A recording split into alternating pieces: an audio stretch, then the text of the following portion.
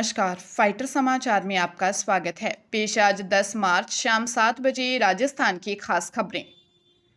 राजस्थान शिक्षा विभाग ने शाला दर्पण पोर्टल की तर्ज पर अब चिकित्सा विभाग में भी स्वास्थ्य कर्मियों की डिजिटल मैपिंग शुरू कर दी है। आयुष्मान भारत डिजिटल मिशन के तहत प्रदेश के सभी सरकारी डॉक्टरों, नर्सिंग कर्मियों और पैरामेडिकल स्टाफ का हेल्थ केयर प्रोफेशनल रजिस्ट्री में पंजीकरण किया जा रहा है। इससे प्रत्येक चिकित्सा कर्मी की एक विशिष्ट आईडी बनेगी, जिसमें उनकी योग्यता, पदस्थापन और सेवा रिकॉर्ड की पूरी जानकारी एक ही पोर्टल पर उपलब्ध होगी। वर्तमान में प्रदेश के 70,941 हेल्थ वर्कर्स में से 49,362 का पंजीकरण पूरा हो चुका है, जबकि 28,579 अब भी शेष हैं। नेशनल हेल्थ मिशन के निदेशक ने सभी जिलों के सीएमएचओ को इस प्रक्रिया में तेजी लाने के निर्देश दिए हैं।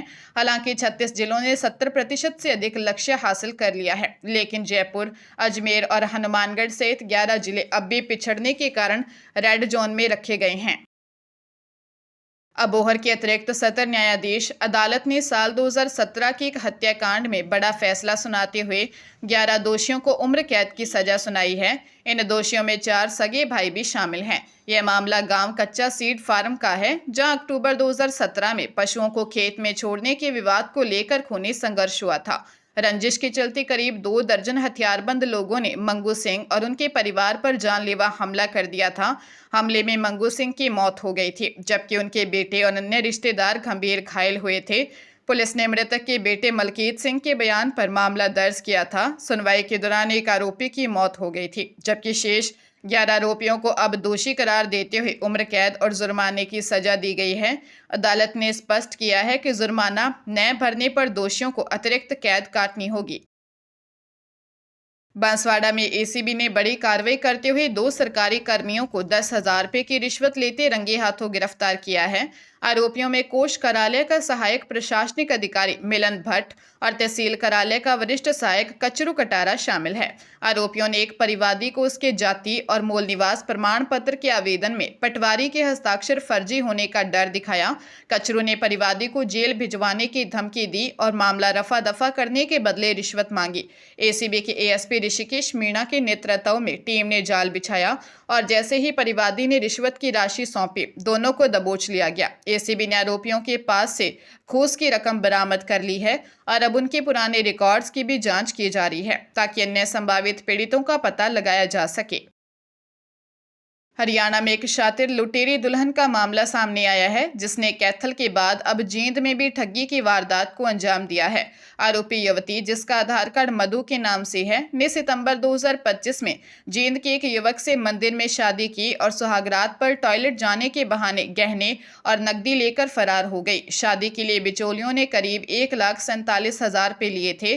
घटना का खुलासा तब हुआ जब हाल ही में कैथल के कलायत में भी इसी युवती ने एक परिवार को नशीला पदार्थ देकर करीब 1 लाख के गहने और नकदी पार कर दिए। फोटो देखकर जींद के पीड़ित परिवार ने युवती की पहचान की। जांच में सामने आया है कि यह एक संगठित गिरोह का काम हो सकता है, जो कुंवारे युवकों को शादी का झांसा देकर ठगता है। फिलहाल पुलिस आधार कार्ड और सीसीटीवी फुटेज के आधार पर यूपी निवासी बताई जा रही इस युवती की तलाश कर रही है।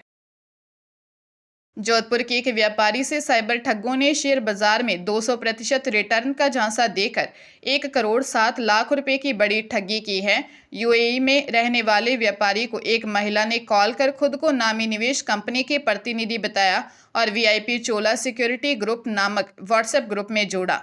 ठगों ने एक फर्जी मोबाइल ऐप डाउनलोड करवाकर उसमें फर्जी मुनाफा दिखाया और व्यापारी का भरोसा जीता और आईपीओ में गारंटेड अलॉटमेंट का लालच दिया। व्यापारी ने विभिन्न किश्तों में कुल 1,07,00,000 रुपए ठगों द्वारा बताए गए अलग अलग बैंक खातों में ट्रांसफर कर दिए। ठगी का खुलासा तब हुआ जब व्यापारी ने अपने मुनाफे में से 25 लाख रुपए निकालने की कोशिश की, लेकिन आरोपियों ने सर्विस फीस के नाम पर और पैसे मांगे। सरदारपुरा थाना अधिकारी जय किशन सोनी ने बताया कि मामले की जांच की जा रही है।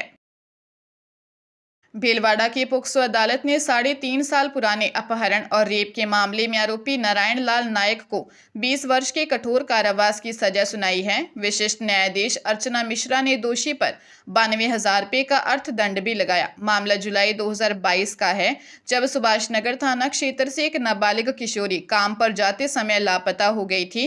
परिजनों की रिपोर्ट पर कार्रवाई करते हुए पुलिस ने किशोरी को दस्तयाब कर उसका मेडिकल करवाया था। जांच में सामने आया कि राजसमंद निवासी अभियुक्त नारायण लाल ने नाबालिग का अपहरण कर उसके साथ दुष्कर्म किया था।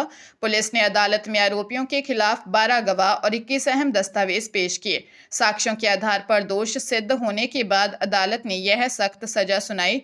इस फैसले से नाबालिगों के विरुद्ध अपराध करने वालों को कड़ा संदेश गया है। सीकर के लोसल थाना क्षेत्र में रोडवेज बस स्टैंड पर भीड़ का फायदा उठाकर एक बुजुर्ग महिला के गले से सोने का हार चोरी होने का मामला सामने आया है। मौलासर निवासी 70 वर्षीय पतासी देवी अपने बेटे के साथ खरीदारी करने लोसल आई थी। दोपहर को जब वह वापस जाने के लिए बस में चढ़ रही थी, तभी अज्ञात बदमाशों ने उनके गले से सोने के 3 हार तोड़ लिए। महिला को चोरी का एहसास बस में बैठने के बाद हुआ और घर पहुंचकर उन्होंने परिजनों को आपबीती सुनाई। इसके बाद लोसल थाने में अज्ञात आरोपियों के खिलाफ मुकदमा दर्ज करवाया गया है। पुलिस अब बस स्टैंड और आसपास के क्षेत्रों में लगे सीसीटीवी फुटेज खंगाल रही है ताकि संदिग्धों की पहचान की जा सके। पुलिस मामले की गहनता से जांच कर रही है।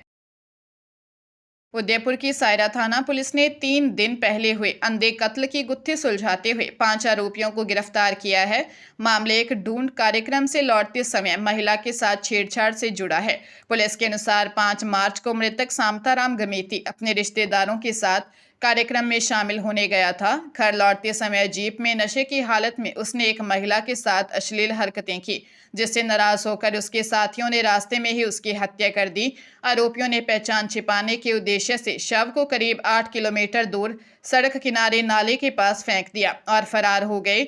जंगल क्षेत्र होने के कारण पुलिस के लिए यह जांच चुनौतीपूर्ण थी, लेकिन पूछताछ और तकनीकी साक्ष्यों के आधार पर निम्बाराम, हंसाराम, रमेश और धर्माराम सहित 5 लोगों को दबोच लिया। पुलिस आरोपियों से पूछताछ कर रही है। राजस्थान हाईकोर्ट ने चतुर्थ श्रेणी कर्मचारी भर्ती में आरक्षित वर्ग के एक ऐसे अभ्यर्थी के चयन पर कड़ा रुख अपनाया है जिसने परीक्षा में 0 अंक प्राप्त किए थे। न्यायाधीश आनंद शर्मा की अदालत ने विनोद कुमार की याचिका पर सुनवाई करते हुए सरकार को शपथ पत्र पेश करने के लिए अंतिम अवसर प्रदान किया है। मामले की अगली सुनवाई 7 अप्रैल को होगी। पिछले सुनवाई के दौरान कोर्ट ने इस चयन प्रक्रिया पर हैरानी जताते हुए सवाल किया था कि 0 अंक लाने वाले व्यक्ति को किसी भी पद के लिए योग्य कैसे माना जा सकता है। इसके जवाब में प्रशासनिक सुधार विभाग ने दलील दी कि उनका कार्य केवल सफल अभ्यर्थियों को विभागों का आवंटन करना है, जबकि भर्ती के नियम बनाने और न्यूनतम योग्यता तय करने की जिम्मेदारी कार्मिक विभाग और कर्मचारी चयन बोर्ड की होती है। कोर्ट इस विसंगति पर स्पष्टीकरण चाहता है कि बिना किसी न्यूनतम प्राप्तांक के भर्ती प्रक्रिया का आधार क्या है। पाली शहर के कोतवाली थाना क्षेत्र में ठगी का एक सनसनीखेज मामला सामने आया है, जहां बदमाशों ने एक बुजुर्ग महिला को बैंक का रास्ता पूछने के बहाने लूट लिया। बजरंगबाड़ी निवासी पिस्ता देवी ने पुलिस को दी शिकायत में बताया कि जब वह बाजार जा रही थी तब एक युवक महिला और एक लड़की ने उन्हें रोककर बैंक का पता पूछा। मदद के नाम पर वे महिला को प्रतिभा गर्ग हॉस्पिटल के पास एक सुनसान गली में ले गए। वहां बदमाशों ने झांसा देकर बुजुर्ग महिला की सोने की कंठी, टॉप्स और 3,000 रुपये ले लिए। इसके बाद उन्हें अंबेडकर सर्किल के पास छोड़कर कागज का एक बंडल थमा दिया और कहा कि इसमें रुपए हैं। आरोपी बैंक से और पैसे लाने का बहाना बनाकर गायब हो गए। जब महिला ने बंडल खोला तो उसमें रद्दी थी। कोतवाली पुलिस ने धोखाधड़ी का मामला दर्ज कर आरोपियों की तलाश शुरू कर दी है। सीकर के उद्योगनगर थाना क्षेत्र में इलेक्ट्रॉनिक बिजनेस के नाम पर 23,32,000 रुपये की धोखाधड़ी का मामला सामने आया है।